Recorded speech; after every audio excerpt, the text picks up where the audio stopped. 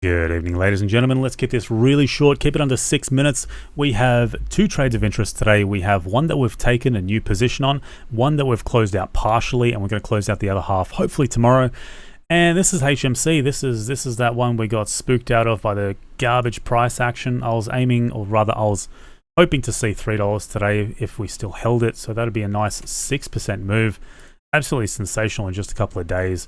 The charting is just so clean.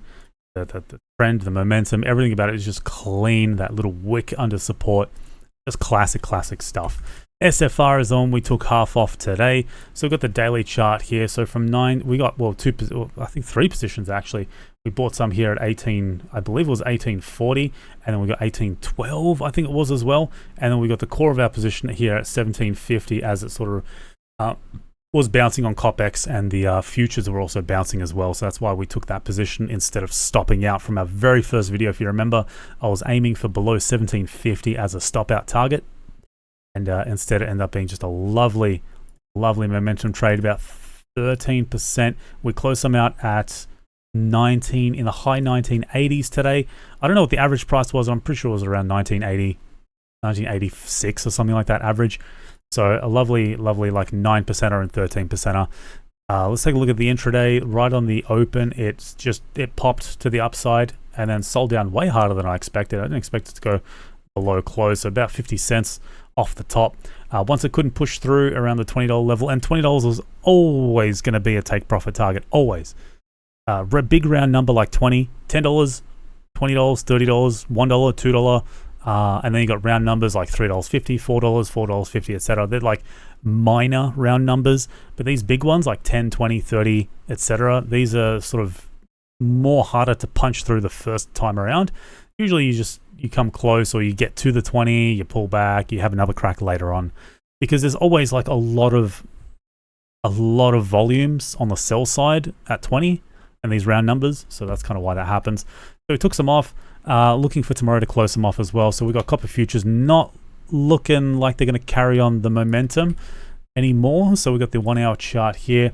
Look like it's kind of triple topping, and these are 24-hour futures for copper.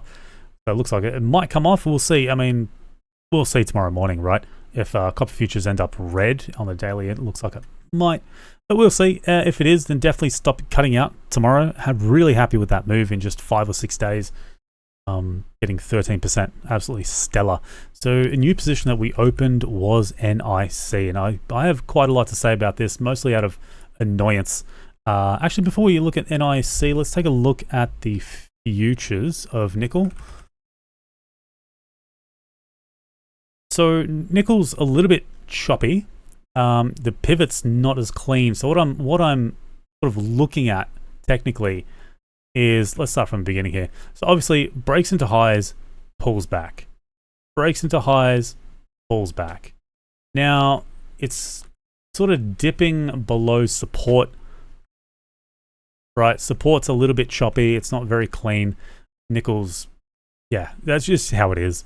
But I take that as a bit of a dip below support, a pretty clear dip below support. If you draw a pivot here, there's not much there.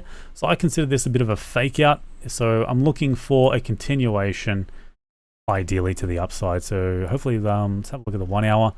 It looks all right, looks good. We also have the 5-minute chart here. So we opened up at 5 o'clock in the afternoon after our market closes, and it will close at about 4 o'clock in the morning. So we'll see what copper, or rather what nickel does by tomorrow morning to make more informed decision about what I'm going to do with NIC tomorrow.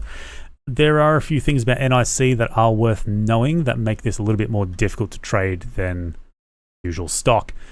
One is that it's 4 billion shares on issue, meaning at $1 it's trading at about 4 billion market cap. Market cap's not a problem.